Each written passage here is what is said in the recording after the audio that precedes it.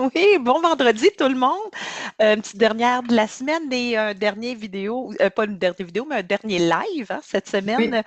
Donc, sur la gestion du stress, on rappelle que c'est ta spécialité, Véronique. Donc, on termine ça. On a vu déjà comprendre le stress, qu'on a vu mercredi. On a vu et comment il se manifeste. On a vu aussi les conséquences et les impacts. Puis aujourd'hui, bien, on tombe dans le concret. On va aller voir vraiment les outils pour gérer le stress. Et c'est là que je te laisse déjà embarquer, Véro. Allez, épète-nous. je vais essayer. Alors, bonjour. Bonjour à tous. J'espère que vous allez bien, que vous passez un bon vendredi.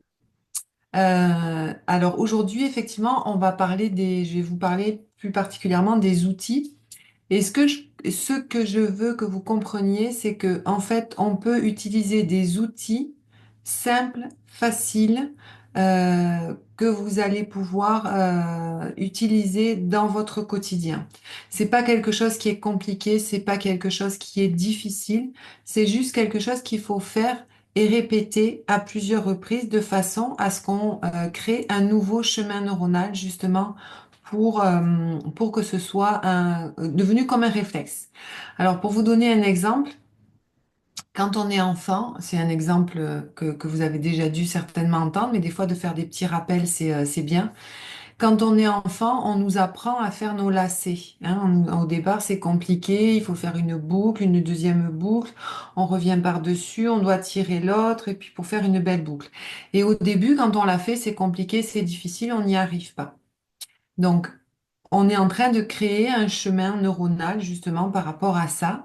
Et au fur et à mesure qu'on le fait, qu'on le pratique, on va être capable de le faire tout seul sans même regarder ses pieds quasiment en parlant à quelqu'un d'autre. OK? Donc là, on a créé un chemin, c'est-à-dire que dès qu'on voit une paire de chaussures avec des lacets, on sait qu'on va devoir faire un nœud. Enfin, en France, on dit une ganse. Ben, en fait, on embarque dans l'aspect kinesthésique, hein, c'est-à-dire que ça devient comme naturel et c'est très, très simple comme conduire. On réfléchit plus en C'est conduisant. ça. Ça devient une part de nous-mêmes, là. Autant quand on a fait le chemin vers le stress que là, on est capable de faire le chemin vers justement un peu plus de liberté et de douceur à l'intérieur de nous. C'est parce on a créé donc un nouveau chemin Oui, qui voilà. va faire qu'on va être capable de le faire tout seul facilement. C'est là où je viens à l'ancrage parce que c'est un outil que vous allez pouvoir utiliser. C'est qu'il va falloir le faire plusieurs fois de façon à créer un nouveau chemin neuronal, de façon à ce que ce soit comme automatique. Donc, pour faire ça, c'est pas compliqué. Il suffit juste de penser je ne sais pas si vous vous souvenez, mais la première vidéo, c'était comment vous vous sentez et comment est-ce que vous aimeriez vous sentir. C'est la question qu'on se posait, hein. Comment est-ce que vous aimeriez vous sentir? Vous sentir calme, vous sentir serein. Après, c'est à vous de réfléchir à l'état dans lequel vous voulez être. Donc, vous êtes stressé, vous vivez quelque chose d'intense, de difficile, de compliqué, mais vous aimeriez vous retrouver calme, serein, tranquille. Prenez l'adjectif que vous voulez. Et à ce moment-là, je vais vous demander, Nancy, si tu veux le faire en même temps, peut-être, pour Toujours montrer. partante, moi, pour relaxer. Oui, vas-y, Véro. Et genre, on va faire la démonstration dans le fond à nous deux. OK, Voilà, parfait, super. on va le faire ensemble. Puis après, comme ça, vous allez pouvoir le réécouter, faire exactement la même chose. Génial. Et c'est pas très long, d'accord? Donc, Nancy, tu aimerais te sentir comment? Euh, En ce moment, j'aimerais me sentir, le terme, j'ai de la misère, je le ressens, j'ai de la misère à mettre un mot, peut-être disposé. Tiens, voilà. Dispo. Ouais, c'est le mot qui me vient, disposé, disponible, c'est ce qui monte. Ok. Donc, tu aimerais te sentir disposé, disponible. Oui. Est-ce qu'il y a un moment, justement, dans ta vie ou une situation où tu t'es senti disposé à ce moment-là? Oh, ben, il y en a plusieurs, mais bon, je pense naturellement peut-être à une situation avec mes enfants.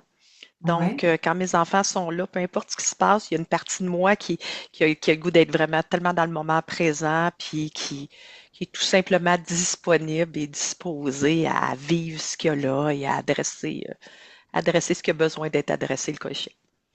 Donc là, ce que je demande à Nancy, c'est de trouver un moment où elle s'est sentie dans l'état où elle aimerait se sentir aujourd'hui. Donc disposée avec ses enfants. Donc vous, pensez à un moment où vous vous êtes senti, admettons, calme dans votre vie. Donc allez chercher ce moment-là. Allez chercher ce moment où vous vous êtes senti calme. OK? Vous pouvez fermer les yeux si vous en avez envie, de façon à bien vous imprégner de ce moment-là. Donc, un moment où tu étais avec tes enfants, dis-moi un petit peu où est-ce que c'était.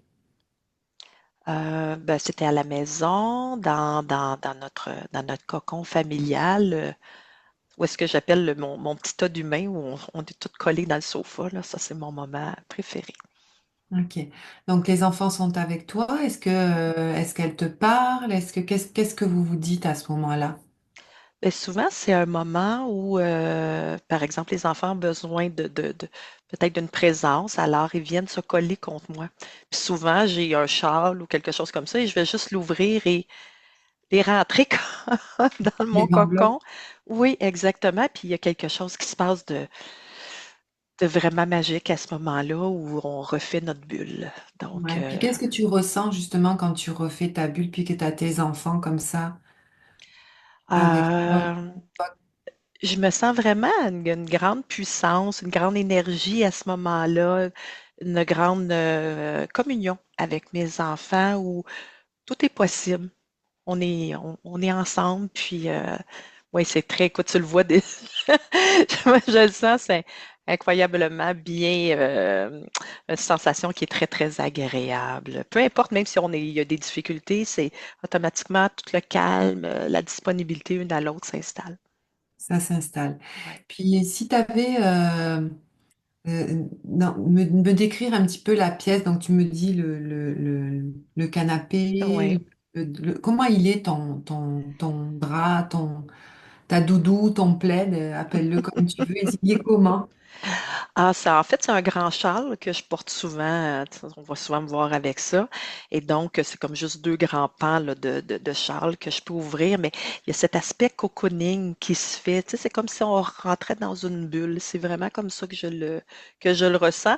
Puis à ce moment-là, ce qui est autour n'a plus d'importance. Je Il n'y a pourrais plus être n'importe. d'importance. Non, je pourrais être Donc, en n'importe fait, où. Nancy, elle est dans sa bulle avec ses enfants et donc elle se replonge dans ce moment-là. Donc, c'est ce que vous allez devoir faire, vous replonger dans ce moment-là. Est-ce qu'il y a des odeurs peut-être qui sont là, puisqu'il y a quand même des enfants et... Ah oui, mes enfants, je peux les sentir tout de suite, donc tout dépendant laquelle. Mais oui, oui, je me connecte à leur odeur, ça sent bon, ça sent chaud, c'est ça, même s'ils sont grandes, plus grandes que Ouais. moi, c'est comme si on retrouvait ce cocon avec l'odeur, oui, de mes enfants, oui. Donc, Nancy, elle est avec ses enfants, elle est avec ce châle, et elle est avec ses odeurs, de ses enfants, même si elles sont grandes. Ça fait comme une bulle, c'est son cocon à elle. Donc, en fait, elle se remet là-dedans et elle va ressentir toutes ces émotions qu'elle vit à ce moment-là. Et quand elle est justement imprégnée de ce moment-là, alors vous avez deux façons de faire. Soit vous pincez votre pouce et votre index, soit vous prenez votre poignet avec l'autre main. Donc le pouce et l'index, c'est le plus facile parce que vous pouvez le faire partout. Puis ça se voit pas. Donc en fait, vous pincez votre pouce et votre index et vous vous replongez dans ce moment-là. Pour Nancy, c'est ses enfants, son cocon, son châle, l'odeur de ses enfants, sa bulle. Donc en fait, elle se replonge là-dedans et en serrant son pouce et son index, elle va ancrer. C'est ce qu'on appelle un ancrage. Donc elle va ancrer ce moment-là. Il faut rester un petit peu avec cet ancrage et on repense. Regardez qu'elle sourit. Donc c'est qu'elle doit vraiment être bien dans ce moment-là.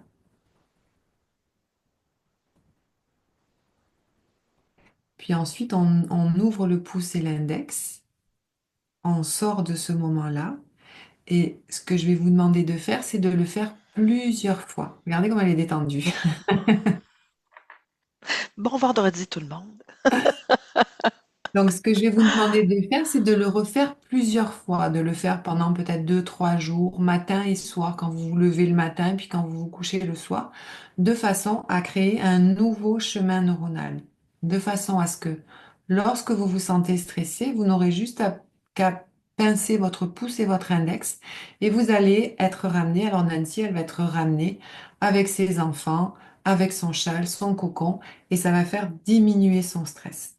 Je peux même sentir la chaleur. Tu sais, quand un enfant vient se coller, Ouais. sentir cette chaleur-là, c'est formidable. Donc, ce que je vous propose de faire aussi, si vous le faites tout seul, c'est d'y aller avec vos 5 sens. Qu'est-ce que j'entends? Qu'est-ce que je vois? Qu'est-ce que je ressens? Peut-être qu'il y a du goût.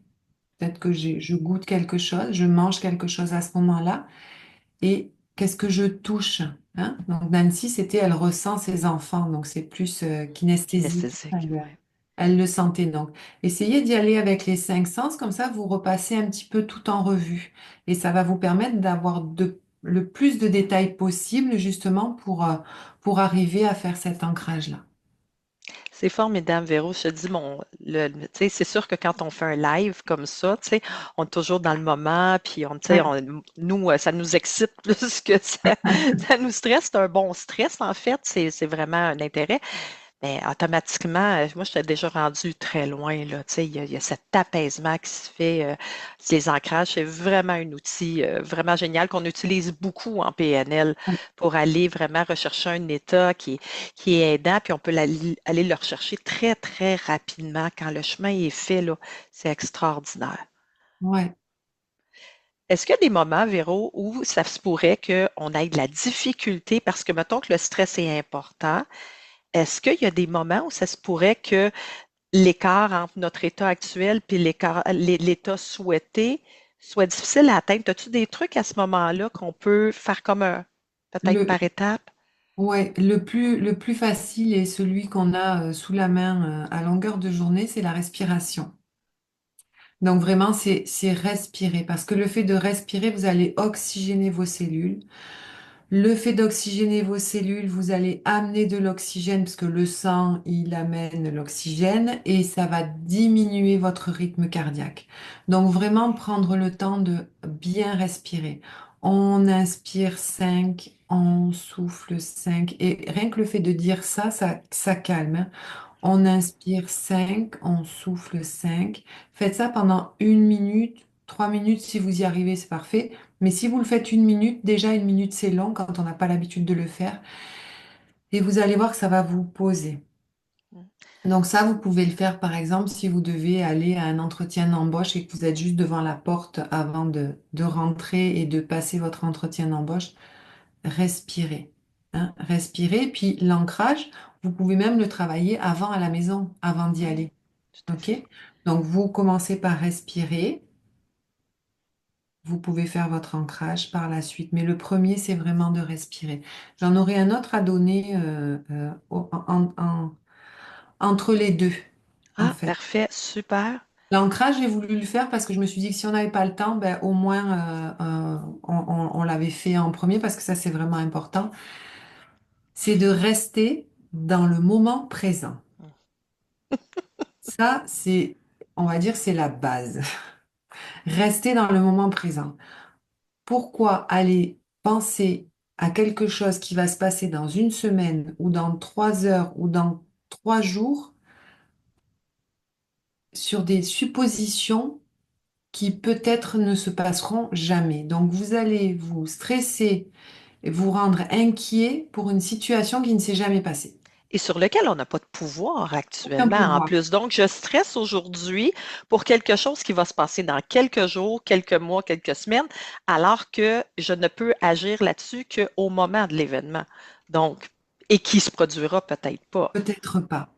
Donc, restez vraiment dans le moment présent, c'est-à-dire que même si vous avez un entretien d'embauche, ne pensez pas à demain. Oui, c'est sûr, il faut se préparer. Il faut se préparer. Pour pas stresser, il faut se préparer. de toute façon, vous pouvez pas y aller la fleur au fusil. Non, il faut quand même un petit peu se préparer au minimum. Oui, oui, oui. On se prépare. Quand on arrive, on est dans l'instant présent. Quand on arrive, on respire et on fait son ancrage. Et on rentre et vous allez voir que vous allez arriver et vous allez être sûr de vous. Et Plus vous allez, disposé au moins, ça c'est c'est ça, sûr, plus en ressources. vous allez induire un comportement et un résultat. Ouais. Moi, Ouais. Véro, un truc que je fais, j'aurais le goût de partager, c'est, par exemple, si j'ai quelque chose dans 3 semaines, mettons que j'ai un rendez-vous, je sais pas, chez le dentiste ou quelque chose sur lequel je n'ai aucun pouvoir d'action, mais que moi, mettons que j'aime pas aller chez le dentiste, ça me fait un peu peur, par exemple. Bien, à ce moment-là, je parle à mon système nerveux comme si c'était un enfant de 2 ans et je lui dis, bon, le rendez-vous est, par exemple, je sais pas, le 27.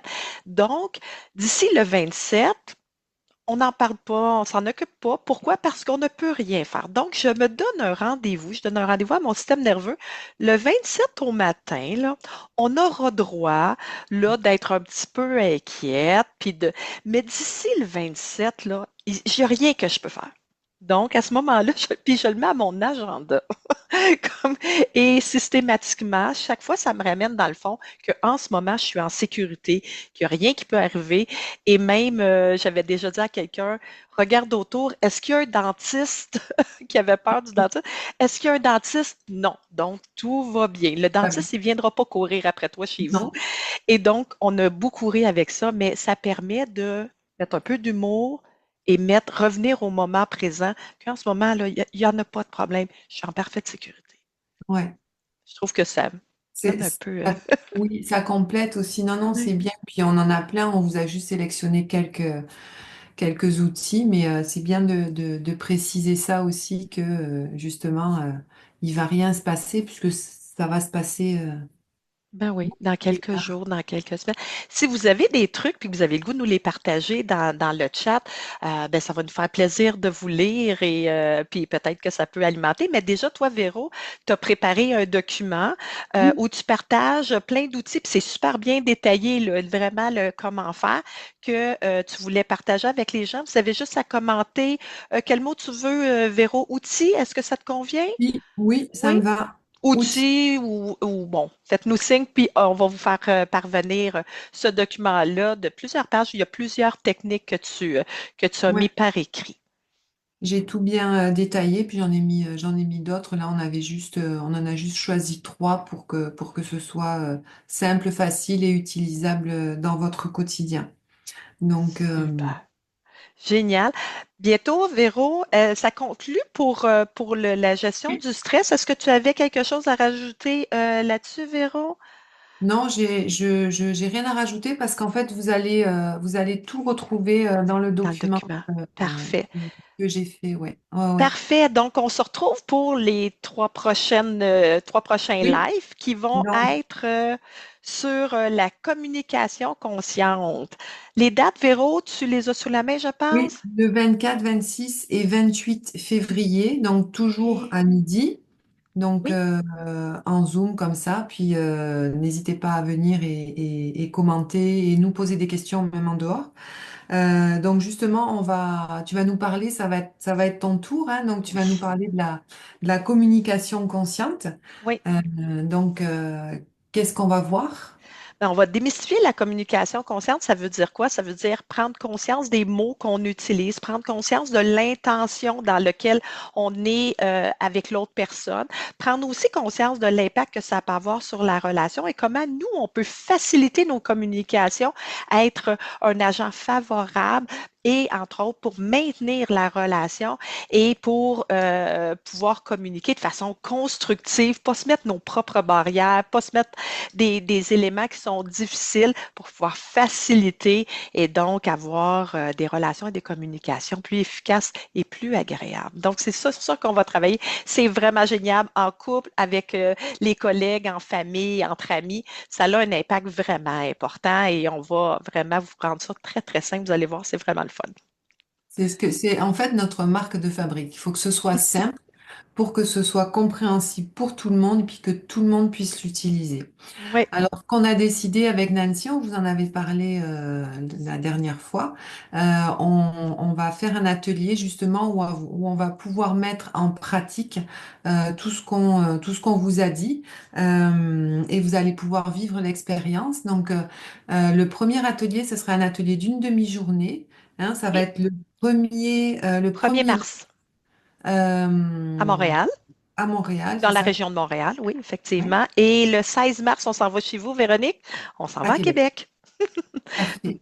Donc, on va communiquer par rapport à ça pour ceux qui sont intéressés. C'est des demi-journées qui sont vraiment agréables. Et ce qui est intéressant, c'est que vous arrivez et vous repartez avec des outils, vous repartez avec quelque chose, et c'est des choses que vous allez pouvoir utiliser dans la matière. Ah ouais. Ça, c'est vraiment important. C'est pas juste, vous n'allez pas repartir avec un PDF.